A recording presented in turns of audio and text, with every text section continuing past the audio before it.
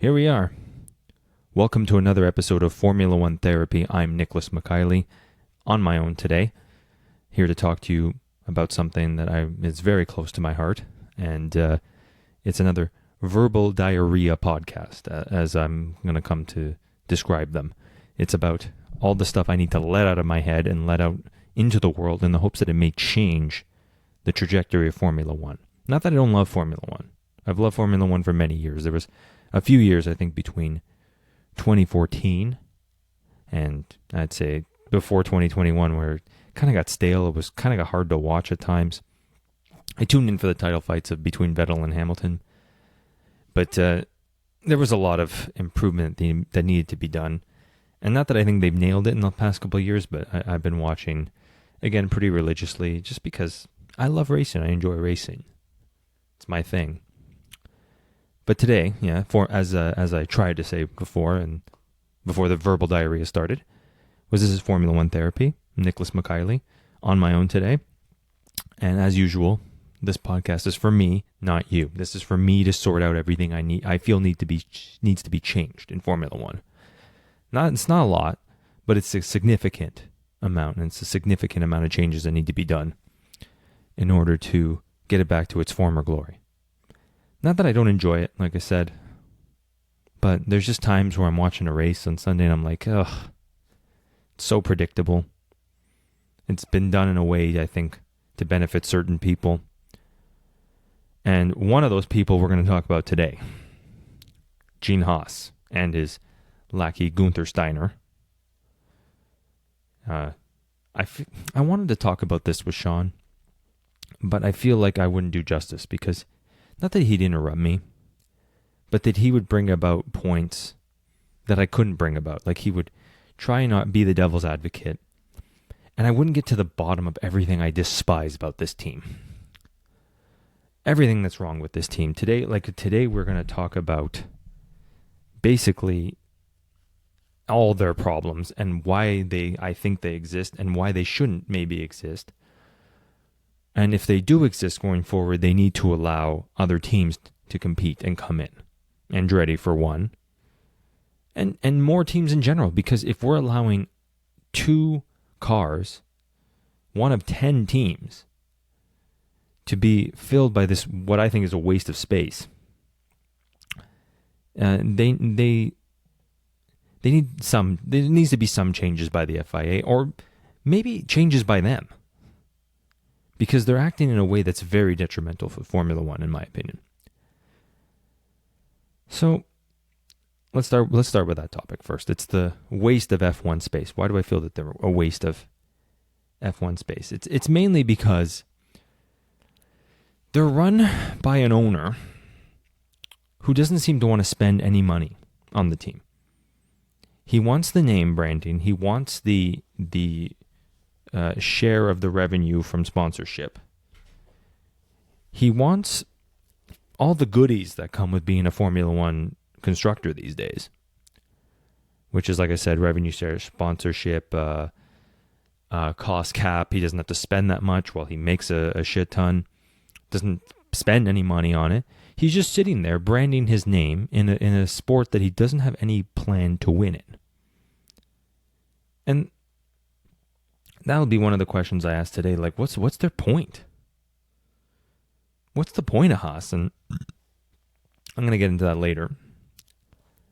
But it just doesn't seem like there is.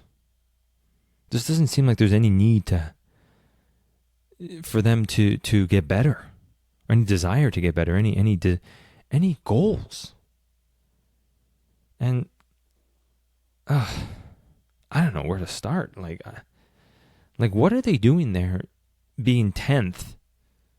I think it's 3 of the last 4 years or 9th? Like, what's their highest position that they finished? I wonder. It's probably 5th, or it's probably 5th, maybe at some point. Maybe it's 6th. Can look it up quickly, but I'll keep talking. It's just, they just don't seem to have any desire to grow. And for all the flack that people used to give Minardi back in the day, being like the lap team or the team that nobody could ever succeed at, or a team where drivers went to die, even though technically Fernando Alonso and Mark Webber both started there. And so did Giancarlo Fisichella. But it's just, they were poor in trying to make it in Formula One at the time, trying to compete in a Formula One with no cost cap, which I think is a good thing, by the way, because you have great development at the top. And yes, the teams in the middle often fall behind by seconds at a time, but those teams have goals to catch up to. And if a team invests its money wisely and has a project in mind of 5-6 years, they may be behind at the beginning by a lot. But if they have an infusion of money and some decent drivers, they often grow. And that's the story of Jordan F1 team. Everybody seems to have forgotten about how great they were. They were way behind at the beginning of their inception. And then by 99, it took 10 years more. They were a long shot for the title, but in the title conversation for a bit. I think they came third that year in the Constructors. And that's how Formula One teams used to operate. But Haas isn't operating that way. They're self-described a mid-level team, but they're not acting like a mid-level team. They're just acting like a team taking mid-level money and finishing at the back every year. And I just don't know what the goal of that is. Like, I don't know where they want to go. And it all starts with Gunther Steiner. Some would say it all starts with Gene Haas. Yeah, but he's made it clear that he doesn't really want to be too involved with this team. I think he's still more focused on losing in NASCAR and losing in Indy. Man, this guy just consistently loses. But he's sort of left Haas to operate on its own. He just sort of comes in from time to time to, shit on Mick Schumacher on Drive to Survive and talk shit and whisper to Gunther Steiner, yeah, you can't buy talent. You can't remember all that shit. And it doesn't, he just, I don't think he's there. I don't think he's really a big part of the project. And if he is, he's doing a terrible job. So we can start with him. But I think, why is Gunther Steiner still employed? What is Gunther Steiner doing there? He took a team that made a bid, I think it was in 2015 or 2014. I think, their first season was probably 2015 or 2016. So they did the bid in 2015. That they had to show they had the finances for it. They had to show that they had a project in mind. They had a goal going forward. And he takes a team with a decent engineering crew. Him, a decent engineer himself, even though I don't know the whole story behind that, but it seems like he was pushed out of Red Bull. Red Bull didn't want him, and Red Bull's only gotten better since he left. And so they have a technical director with a good engineering mind, or so they thought. Decent engineering team, a team with money infused, that the owner doesn't want to put too much into it. But still, a project goal, we're going to be X in how many years. They thought they could be a good, strong mid-level team, maybe even fight for the top at some point. But it's never materialized. And they've gotten worse and worse as years go on. They just keep going down the rung. Keep going down farther. And I'll talk to Sean about the engineering behind it. Maybe it's not all Gunther Steiner's fault, but clearly, if you can't put your team in the right direction after now almost 10 years, somebody's got to face the chopping block. And it never seems to be him. Because if you look at, say, Alpine, you look at Ferrari, you look at Aston Martin in the last few years, even McLaren to a lesser extent, they've all fired their technical directors at some point. Otmar Sfausner got fired twice. Poor guy, in a couple of years. I think that either of them weren't his fault, really. I think he went up to Lawrence Stroll and said, you can't expect me to get to the point you want to get Aston Martin to in a small number of years. And Lawrence Stroll said, well, if you don't have the right attitude that I want, you're fired. And some would say that's a good attitude for Stroll to have, to say, okay, we've got to be on the same page, otherwise we're not going to win anything going forward. And you see, once again, that sounds like a team that wants to win, Aston Martin. They may never succeed for the reasons that Otmar Sfausner listed to Lawrence Stroll and said, you can't expect me to reach these pinnacles right away. This takes time. So he had a level head in things. And that's what probably Gunther Steiner's telling Gene Haas, but at the same time, with no results to show for it. Aston Martin's improved in year over year since their inception. Like, they improved by the end of 2021 when they got rid of Sfausner. Sfausner goes to Alpine, they improved that first year. Yeah, they started going backwards in 2023, and he faced the axe. And some of that is his fault. But that's a quick firing in 2 years for a team that wants to win. And I'll let Sean talk about how dysfunctional Alpine is, the new French Ferrari. But they want to win. So if they're not achieving their targets, he's gone. Gunther Steiner has missed his targets every year. They spent all of 2021 destroying the career of Mick Schumacher and Nikita Mazepin in the hopes that they would develop a 2022 car that would come out flying. And it did.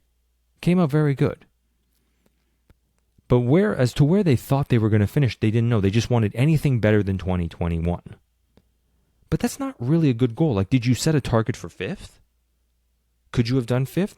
Was the target 9th and you overachieved? I don't know. He never really sets targets. Because he's a loser. He just doesn't have that winning mentality. And you think he would have got some of it at Red Bull. But he just kind of seems to list away every Grand Prix where there's no urgency, there's no anger, there's no worry for his team. You get the occasional anger when the car drivers crash, like Magnussen and Grosjean, and you see him swear on Drive to Survive and say, oh, the fucking this, the fucking that. Like, shut up.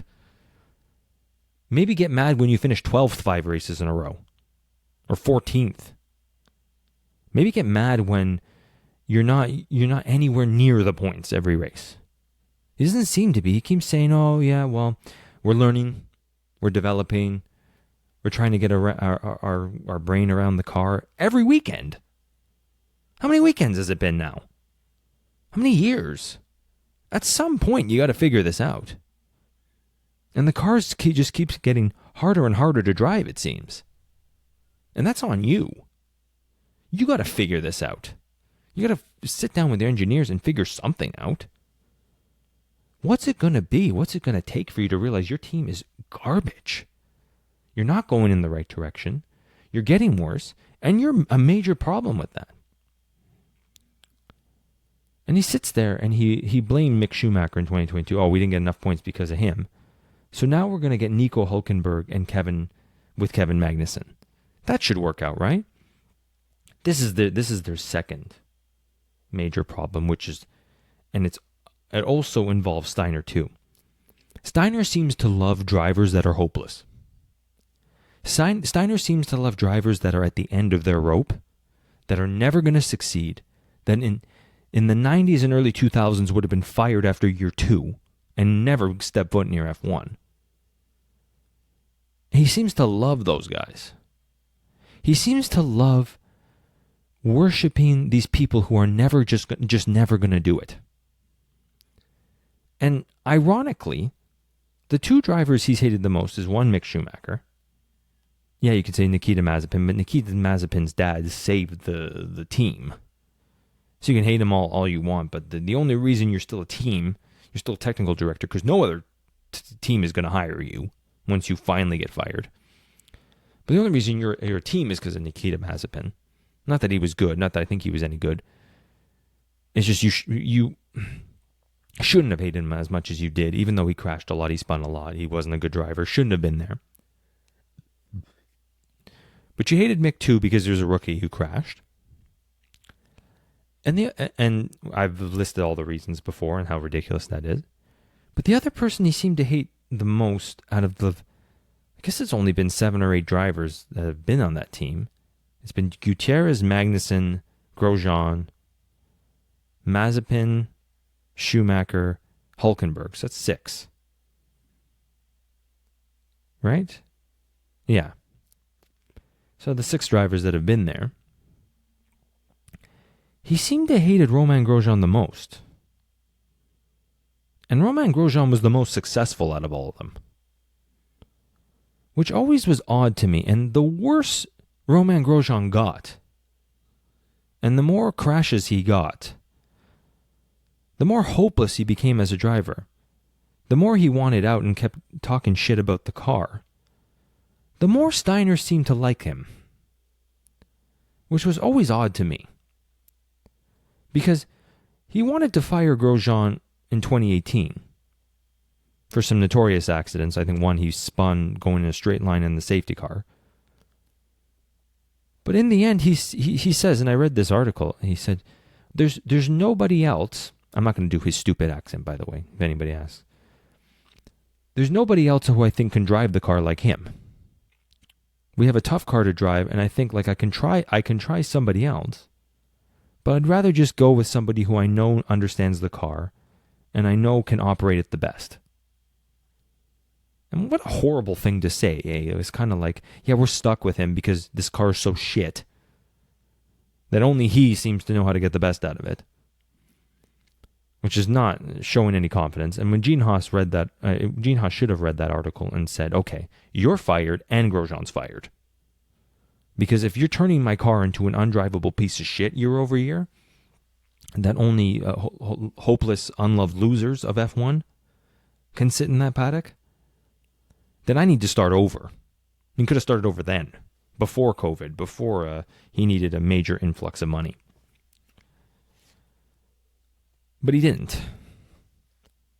And like I said, he seems to love the drivers that just keep getting worse. And that's a great example of Romain Grosjean going from the heights of Lotus, where he vastly overachieved, made a name for himself, had quite a few crashes, but still, quite a few podiums. Quite a few chances at wins. I think he got a pole, too, somewhere in there. That's the best driver Haas has had if you look at results. But he seemed to always prefer Kevin Magnussen. A guy who over his career just kept getting worse. First ever race finishes second in a McLaren that wasn't expected to do much in 2014. Pretty impressive. You think, wow, first race he did this. First race he overachieved. Has a great career ahead of him. Wrong. By the end of the year, he was so hated on the McLaren team, he was fired. Even though I think he got the best result of that season for McLaren. Or maybe tied with Button. I'm not too sure on the results of that year. But he kept getting worse. And then they fired him, and no one wanted him in the paddock, even after he finished second in his first race, which should tell you something. They didn't have a good reputation. They didn't seem like a good driver. Takes a year off in 2015 and then comes back for Haas. I think. No, he didn't come back for Haas because it was Grosjean and Gutierrez first. He came back somewhere and then eventually came to Haas. And it was lackluster wherever he went the second time. And he's taken a car that was decent and just consistently made it worse. And all he does is just he look at 2022, a year off, comes back to a decent fifth, a fifth that if you watch Drive to Survive of 2022, it was the greatest victory. It was an even greater victory than Charles Leclerc's first, and Ferrari's 1-2. The way Drive to Survive celebrates it. Like, shocking. They're trying to cater to the American audience. I don't think most of the American audience gives a shit about Haas, for that matter. I think Americans aren't stupid. The Americans that watch Formula One know Haas isn't worth shit. It's maybe like the surrounding Americans who don't really pay attention to Formula One, who want a reason, allegedly, to watch Formula One. I don't think Americans are stupid. They like what they like. They don't really care about Formula One. And they're definitely not going to cheer for a loser in Haas. But anyways, but for whatever reason that they worshipped Haas, and I liken it to a blowjob on camera of Drive to Survive sucking Kevin Magnussen's dick very vividly in the way that they described, like, oh, he's up to 5th, he's up to 8th, oh, what's he going to do? He's down to 8th again, oh. And Kevin Magnussen just was rough with the camera crew. If we're still comparing this to a blowjob, he was very rough with the camera crew. He grabbed the camera crew by the face, held its chin, and said, keep going. And it's like, and the camera crew's like, I want a breath. No, just fucking keep going. Like, it was rough. It was a rough blowjob that Drive to Survive gave Kevin Magnussen. Kevin Magnussen then finished on their face with that 5th place, and they were just celebrating the degradation of the splooge on their face. This is a family podcast, of course, so I won't get too vivid, even though I already did. But it was a disgusting sequence to watch of Drive to Survive just going out of their way to just blow Kevin Magnussen in a unceremoniously way. Like, it was just awful. Like, I don't have kids, but like, if I did, I wouldn't want them watching Drive to Survive. Because even though it's rated PG or G or whatever, it's just, that was a filthy blowjob I had to watch. Just a filthy, disgusting blowjob. Kevin Magnussen just sticking it in to Drive to Survive's mouth, and Drive to Survive's mouth just taking it. Just taking it. Oh, great, you're in 6th now. Oh, there's 3 DNFs in front of you. Oh, yeah. Oh, you were about to finish 8th, and now you finished 5th because cars exploded, not because you can race well. Oh, man. Yeah, that's obviously not what happened, but that's how that's how I saw it. It was just brutal. Just worshipped him. And he consistently got worse throughout that season. Moving on.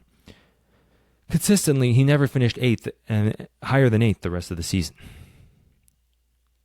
And then you now know the story of 2023, where everybody's like, oh, I'm so shocked he's having a bad season. Really?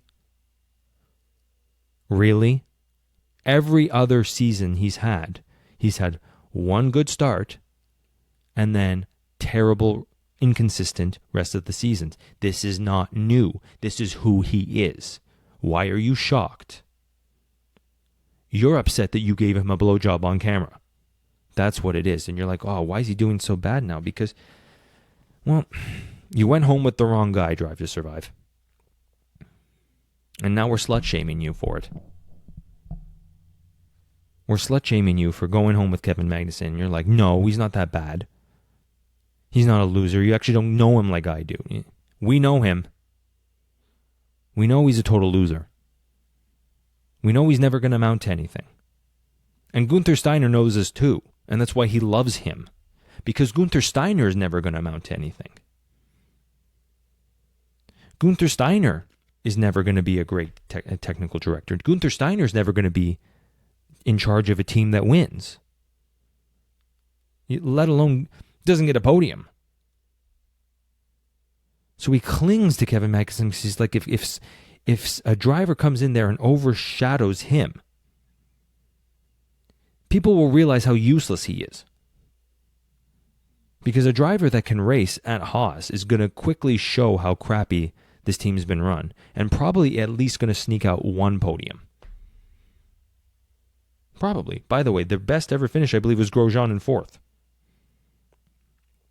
So Grosjean's not even good enough to get a podium at this team, but he's got the closest. Magnussen's nowhere near a podium. That 5th in Bahrain was an 8th that turned into a 5th. So that's why Steiner clings to him, and he worshipped him when he got that pole, the pole lap where nobody else was able to set a time. That's not a pole. That's a fluke. That's a freak accident. Back when Formula One had some integrity in 2010, Nico Hülkenberg got a pole like that, and he lost his seat at the end of the year because he did nothing else the rest of the year. I think he started on pole and finished in 14th. So when Formula One had was losing its integrity very fast back then, but even still had like an ounce of it, they recognized that Nico Hülkenberg was no good. And I bring that up because the other guy that Gunther Steiner now worships is Nico Hülkenberg. How fitting that a team without a podium thinks the guy that's going to break that streak is a guy without a podium. How fucking stupid are you? Did nobody see Nico Hülkenberg's season coming but me? Based on Formula One commentary, nobody did. I wish I had this podcast last year just to say all this stuff. And my buddy Sean and my brother, you can ask them. They know what I said. I said the guy who barely finished 7th in a Renault, a top 4 team, so 8 drivers, the minimum you should finish is 7th every race. The minimum. But that was his max at Renault. If you're one of the top 4 best cars at Renault from 2016 to 2019, if your most common position is 7th and 8th, you're terrible. You're finishing last out of your group every day. Like, think about it that way. If the 4 best cars are the 4 fastest cars and you can only muster a 7th or an 8th, you're useless. No 6th, like barely any 6th places, barely any 4ths, 5ths, nowhere near a podium. At some point, they have to recognize this guy was a hopeless lost cause. He was a 7th place finisher. And they came out in an interview and said, well, why Nico in 200 races? This was this year. He said, why in 200 races have you never got a podium? He said, well, I never really had the car. Really? Really? Did Sergio Perez have the car? No. He had the same car as you where he finished 2nd and 3rd at Force India. You were teammates. You remember that? He had a few of those. Did he have the car then? No, he didn't. He still mustered a podium. Huh. Did Daniel Ricciardo not have the car when he came to that same team? And finally got podiums for Renault when Renault wanted to build the team around him?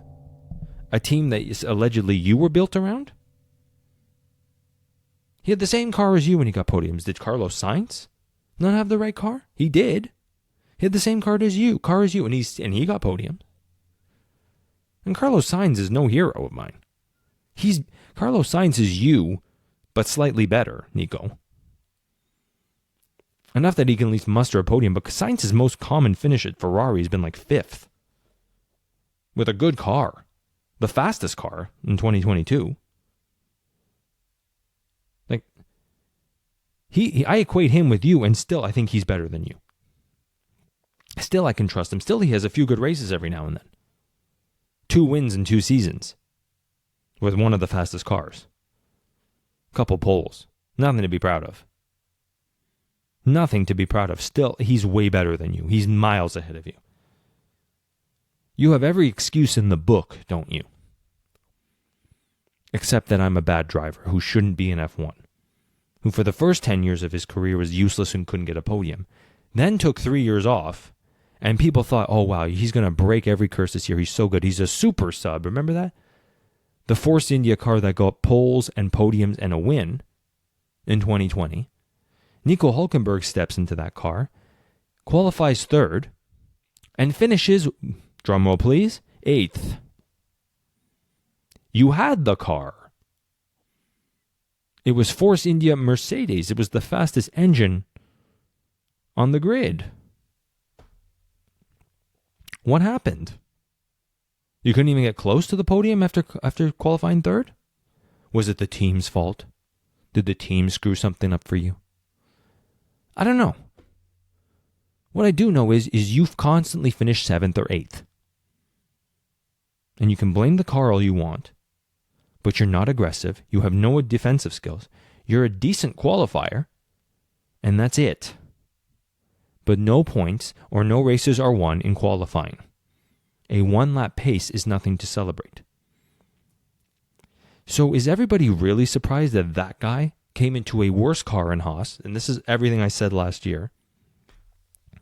everything when I heard that I said this even before he replaced Mick Schumacher, when it was just talk that he might do that. I said that would be the stupidest thing Haas ever does. And that they would deserve every problem that comes their way after that. God, I was prophetic. What's going to happen when that guy steps into a worse car that barely finishes in the points and is expected to finish where he normally finishes 7th or 8th? Is he going to struggle and miss? That's what I wondered. And sure enough, 1 points finish in the year, a 7th that came from, it was really a 10th.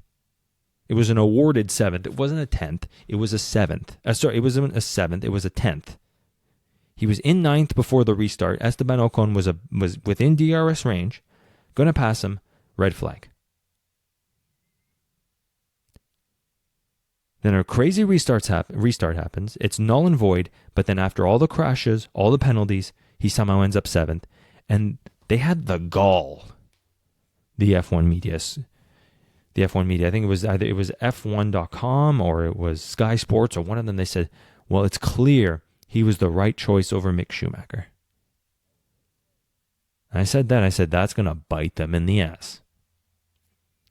It's going to bite them in the ass that they're going to say something so stupid, way too soon, 3rd race in.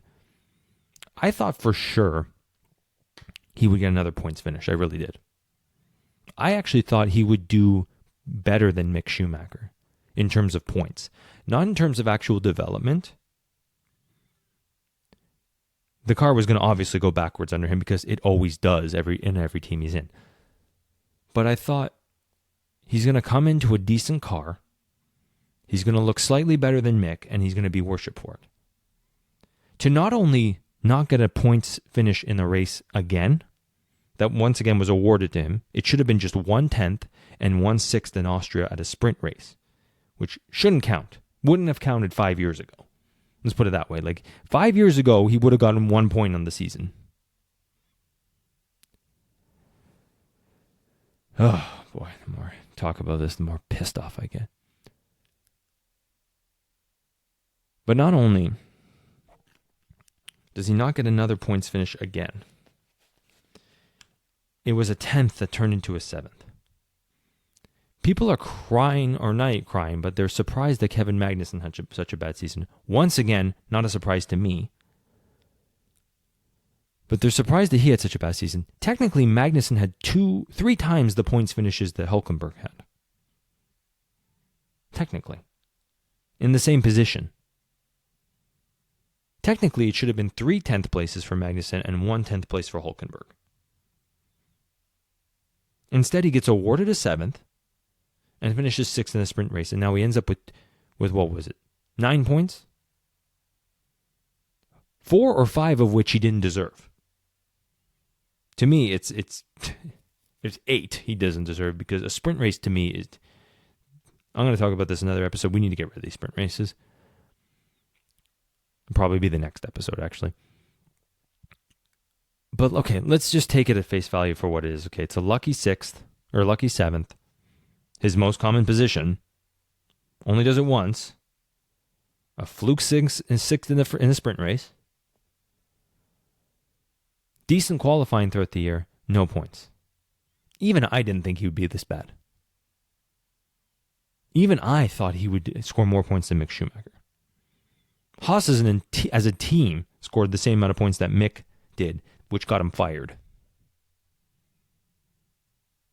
Is anyone going to lose their job for that? No. No.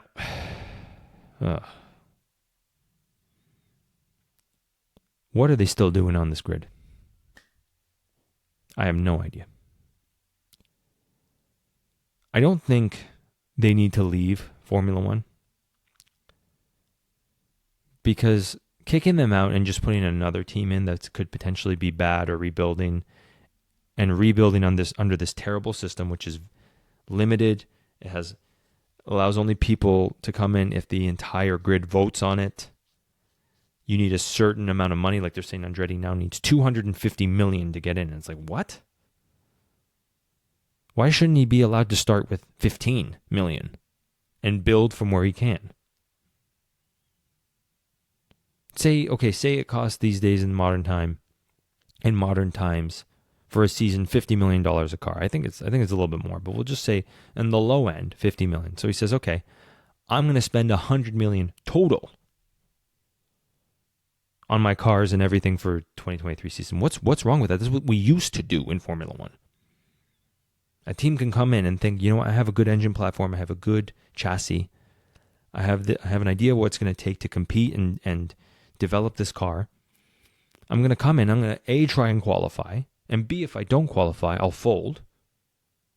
But C, if I do qualify, I'll stay in and develop from where I can. And if I can get fluke points and world championship points, which gives me money based on my position, I'll build from there. That's what Jordan did. That's what Forte did. That's what Tyrrell did. That's what Babram did. That's what they all used to do. And all of those teams slowly folded. BAR, another one, Stewart Racing, which got a freak 1-3 at the 99 European Grand Prix, kept them in Formula One for a few more years. I think one more year, actually. But then they became Jaguar. But you didn't need this package of $250 million to buy in and then spend on your car. It's ridiculous. They're doing it to just keep the money amongst the grandfathered in teams. And I only bring this up is because Haas, which is the latest team to join, which should be more sympathetic for other teams wanting to join, which should have some self-awareness that it's not exactly a powerhouse. It's hanging on by a thread. It was bankrupt in 2020. They're sitting there saying, no, it would be stupid for another F1 team to come in. Yeah, it would be stupid for you. It would be shit for you because you would lose a piece of the pie. You'd go even more bankrupt. You'd be even worse. Andretti would come in wanting to spend money, willing to spend money. He even put up the $250 million, which was a bluff by the FIA. I don't think they're going to let him in. They should. 1991, there was 14 teams. There's 28 cars on the grid at some points. Not all of them qualified for every race. But they tried. Why shouldn't there be 14 teams on the grid? Why shouldn't there be 16 teams on the grid? In 2011, there was 12. Teams that flew by night, a lot of them, Caterham, Marussia, HRT. Force India reformed 3 or 4 times. Sauber was there too. There was 2 different Lotus teams. What's wrong with that? There's nothing wrong with that. As recently as 10 years ago, we've had this. Like, why are we blocking an 11th team? And why is Haas a major blocker? Why does Haas have a stay? A team that just keeps getting worse should not be blocking other competitors. They're doing it because they want a bigger share of the pie. They want more of the sponsorship. And they don't want to spend any money. They just want to keep taking the profits for doing nothing. FIA should step in and say, shut the fuck up. If there's legitimate concerns from Mercedes, Ferrari, and Red Bull, even McLaren, even Aston Martin, even Alpine, even Williams, I'll listen to them. They can give their arguments as to why they don't need an 11th team, which I think is nonsense. There's no good argument. But the teams like yours, Haas, and Alfa Romeo especially, which is going to transition to Audi, which is changing the team, should not have a say in whether another team joins. Especially when that team is as dysfunctional and as poorly managed as Haas is, poorly, just unable to do anything in F1. I've ranted a lot about what I think is going on, like all their problems. I don't know the underlying effects. That's why I kind of wanted to have this discussion with Sean, and we will in the future, as to what's really going on there engineering-wise. But holy crap, a team this bad should have some self-awareness.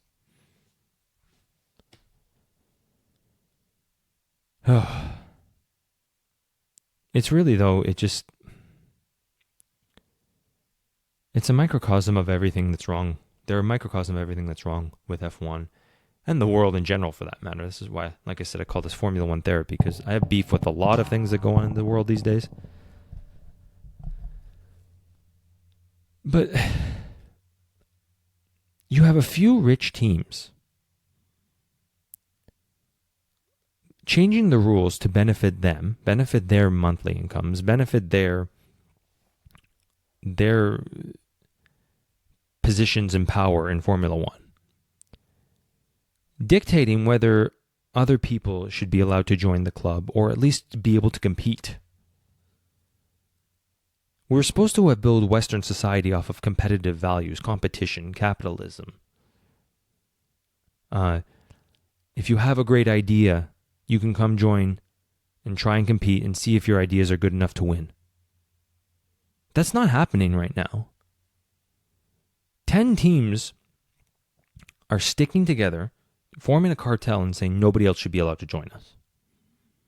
That is very stupid. It is very antithetical to everything that we built in Western society. If it's going to be so bad, if you're going to lose that much sponsorship, and by the way, an 11th team, especially an American team, will bring more American viewers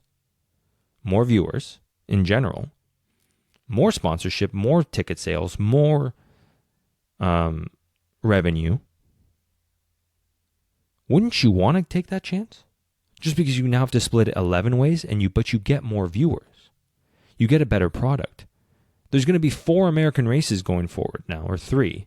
3 American races going forward. Don't you want at least 2 American teams? If there's 3 Italian races or 2 Italian races, there's Imola and there's Monza. Could you imagine if F1 said to an Italian team there was no Ferrari and another Italian team tried to come in, they said, no, sorry, you're going to ruin our revenue. Like, they'll be so stupid. So silly. There's 2 German teams. They're not asking for any German Grand Prix. They probably should. But you're catering to the American market too, which is another problem. Trying to cater to this American market that does not really care. It's never going to care as much as the European market. And then on top of that, not allowing a team, an American team, that seems to have aspirations to join, and is being blocked by another American team which is nothing but dysfunctional and sitting at the back of the grid every race. Does that not sound very, very stupid? What is the end game here? What is the goal? What is FIA trying to achieve? The FIA should at some point just step in and say, no, this is happening. Deal with it. Instead, they're asking for input from the other teams. Should we have an 11th team? I don't know. Let's just do this song and dance. If you only want 10 teams, kick out Haas. Kick them out. They've done nothing but get worse. They spend no money. They're not exactly loved in America. They're not bringing in American drivers. They have no American sponsorship. Not bringing in American viewers. What's the point? I say, sure, keep only 10 teams. Haas goes, Andretti's in.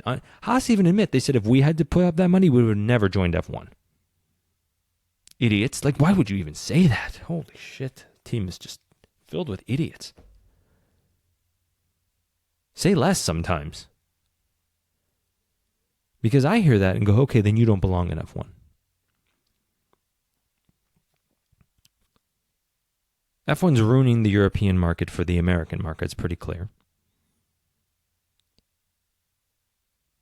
They're turning into this elitist group that they always were, but at least they pretended like they weren't. F1 was always going to benefit Ferrari, McLaren, Mercedes, Williams. It was always going to benefit those big names. And then Red Bull eventually foisted its way in through some of the rule changes in 2009. They at least figured it out. They had to grow big or go home. Because they were very similar to Haas for many years. They were Red Bull Sauber, and they were just sort of languishing at the back, not really achieving anything, not bringing in any great drivers. They did start Kimi Räikkönen's career, but nobody else. But eventually they got to the point when the rule changes came into effect that they made a big jump and started to succeed. But it doesn't seem like Haas is anywhere near that. Red Bull Sauber started, I think, in either 98 or 97. And by 2009, 12 years, well, they had become their own team by 2006. They started figuring it out how to do it on their own in 9 years. Haas is on its 9th or 10th year now. On their own the entire time, still not figuring out shit. But then after 2006, they brought in David Coulthard, Mark Webber. They started developing this team.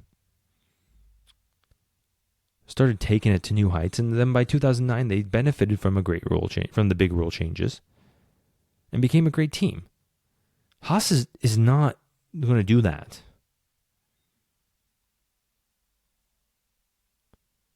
And like I was talking about before, there's a lot.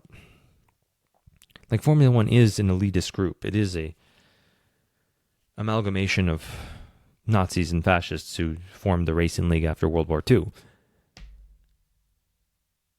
And it was always going to benefit them the most because they built the league. But at least they had the sense of letting other teams in whenever they wanted to. At least you could try. And remember, there used to be Alfa Romeo on its own, a Lamborghini on its own, Maserati on its own. Maserati's several-time constructor champion, if I'm not mistaken.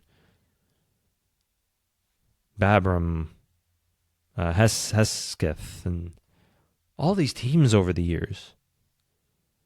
You know, Benetton came and went. You could at least try and join the club even if you never succeeded. And often you needed the backing of one of those teams or a major European elitist, a rich guy. That's what Formula One really is all about. But they're turning it now into this like grandfathered, tight-knit, elitist club. And instead of putting out a better product, they're putting out a worse product. Haas, the major offender of that. Which should have some self-awareness as a American, the land of the free, home of the brave. Not land of the elitists, home of the losers. This is a country with a winning mentality. And you're losing consistently.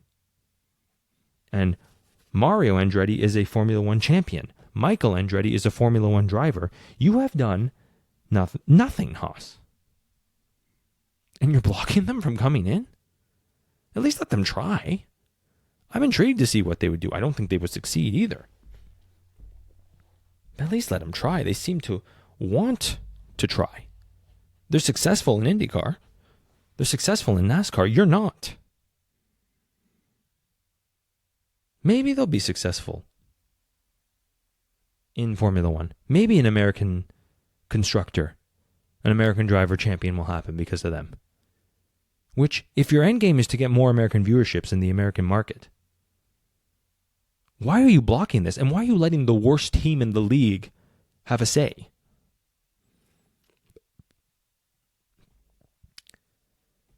I'm going to finish the podcast by just asking one question. What's the point of Haas? What's the goal? Where are they going? They're not here to raise any young drivers. They've made that clear. They're not here to create a great team. Great engine. No, they're just going to take Ferrari engines. Which, don't get me started on that. The chassis is undrivable, as several drivers have said, Magnussen included. Why he keeps getting a chance. Their technical director seems to have no idea what he's doing. Swears on camera and gets street cred for it. And they consistently finish at the back of the grid. Back in the day, this is the story of basically Minardi, but at least Minardi had goals and dreams. Minardi was trying to be something back in the day. It never succeeded. Took old Ferrari engines, had a terrible undrivable chassis, was lucky to finish in the points, which was back then 5th or 6th, which is a lot harder. Minardi would be a great team by comparison to Haas, because Minardi could get into the top 10 pretty consistently. Just not top 6, which was points back then.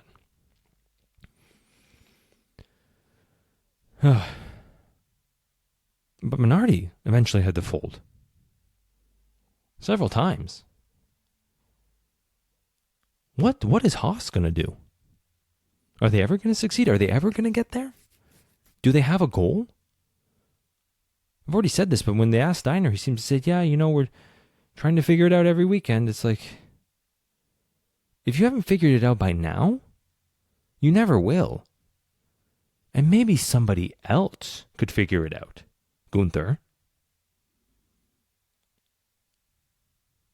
Maybe somebody else in your position could organize the team and the engineering department in a way that could succeed. Don't you want 1 year where you finish in the top 5 constructors? Or even 4th or 3rd, or maybe even fight for the title 1 year? That's never going to happen, but don't you have those aspirations? Because it doesn't seem like it. From the outside, it just seems like a bunch of dysfunctional idiots who swear on camera, ruin the careers of drivers, sit at the back of the grid, cause havoc.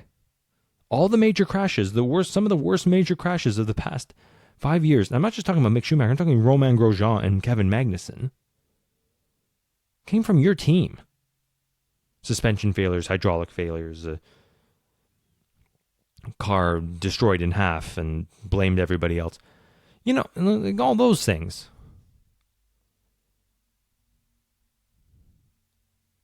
They're all from your team. Where are you going? What is the goal? What is the point?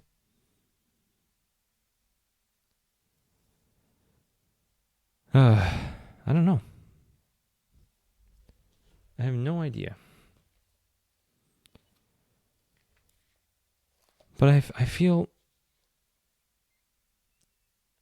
like the other 9 F1 teams want you there simply because they know you're never going to be a threat. And isn't that alone embarrassing? You proved every European dissenter and doubter right. That an American team can't come in and do shit in European racing. At some point, you have to stop this. You have to go in a different direction at the minimum. You can start by letting Andretti come in, by not being a roadblock for them. But I think the best course of action would be for Gene Haas to either step aside and let somebody else take control, or to finally fire his entire team and start new there. You had a perfect opportunity in 2020. You're bankrupt. It's clearly not working. You have no money for development. And you have 2 rookie drivers, one an F3 and F2 champion, that you can grow and develop with. And you fucked that up in 2 years. To watch Kevin Magnussen finish 5th once. Just take your entire team direction on a loser who's never going to amount to anything. I'm talking about you, Nico Hülkenberg, too.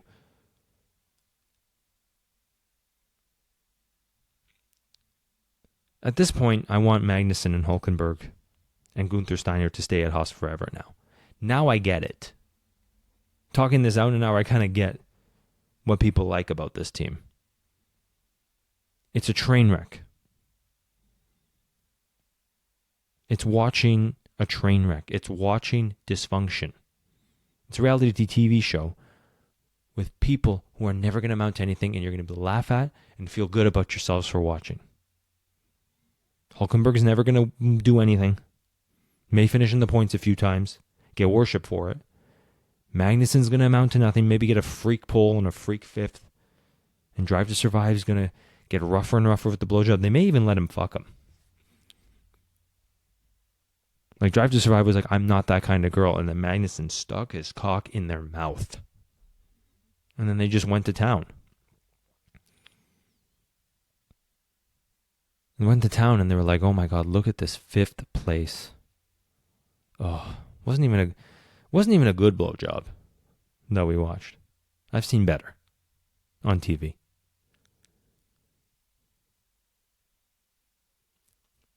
But this dysfunction, this reality TV bullshit, this violent pornography, as I'm the only one making that allegation, it's just going to keep getting worse. And they're going to have to keep getting worse until someone finally says, enough. You've hit bottom. How that hasn't been this year really worries me. How was 2023 not bottom for them? For someone to finally step in and say, you're fired, Gunther. I don't want 2 drivers who in 10 years amounted to nothing. 1 podium for Magnussen, 1 pole for Magnussen, 1 pole for Hülkenberg. No podiums for Hülkenberg. These are my drivers. No optimism. Nothing to look forward to in the future. You destroyed the career of the son of a 7-time world champion. For nothing. Not to get better, but to get way worse. How was this year not bottom?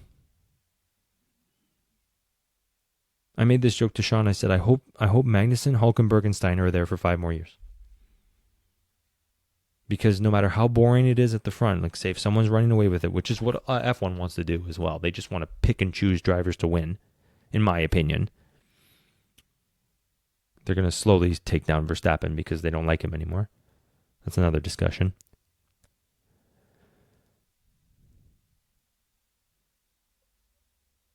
But they want to pick and choose at the top, and then if that's what's going to keep happening, if we're just going to keep watching the same few drivers win, at least at the back I can watch a team. I can cheer for a team to get worse and worse. That's why I watch 2023 so religiously. That's why I'm starting to commentate, because I'm remembering everything I remembered about Formula 1, all the good and the bad. I'm getting more confident in my abilities that I can discuss this. So in a lot of ways, I have thought Haas to thank for this podcast. Because I nailed this prediction so good, I thought I might as well get more predictions on the record. But I watched the entire 2023 season to watch them fail. And it was fun.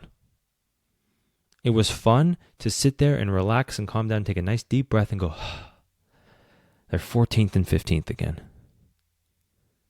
And then feel no anxiety from the fact that they're coming nowhere near the points. And because of that, Mick Schumacher's stock has gone up in my mind and everybody else's mind, but it's not going to matter. They already destroyed him. Maybe there's hope. Hopefully there's still a shot. But they just keep getting worse. And I kind of want to see them hit bottom. I'm kind of watch every year to see how low they go. Because they're not getting better next year. Both their drivers are not good developers. They don't have a good engineering department. It's getting worse. They had a very fast engine and a very fast setup in 2022. And within a year, they're back to 10th. What are they going to do without good developers? Without good engineers? Binotto basically designed the Ferrari and the Haas. Steiner stole from him. What are they going to do? How much worse does it get? And now Alfa Romeo, they had a chance to finish ahead of Alfa Romeo and they couldn't even get past them. And now Alfa Romeo is well funded again, going in the right direction under Sauber. They're going to improve. Williams is getting better. Alpine's not going to get any worse. AlphaTauri, another one, keeps getting better. It's going to piggyback off Red Bull. They're going to get it right eventually. You're going to fall so far back in 2024 that I don't know who's going to have your back at that point. But Gene Haas, if you're listening, might be time to get rid of your boy. Might be time to get rid of the guy who keeps fucking up. He says fuck on camera. Who cares? So do I. Can I run Haas? I wouldn't hire me. I described a vivid blowjob with Kevin Magnussen and the Drive to Survive crew. Can I run Haas? Because I have about the same qualifications as him.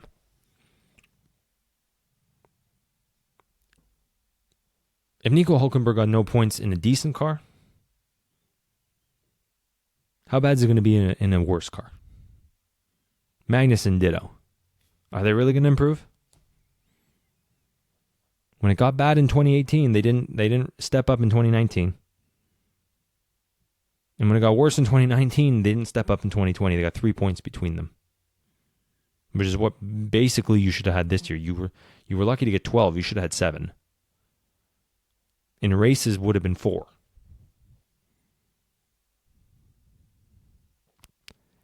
Right back to square one already. Good luck, I guess.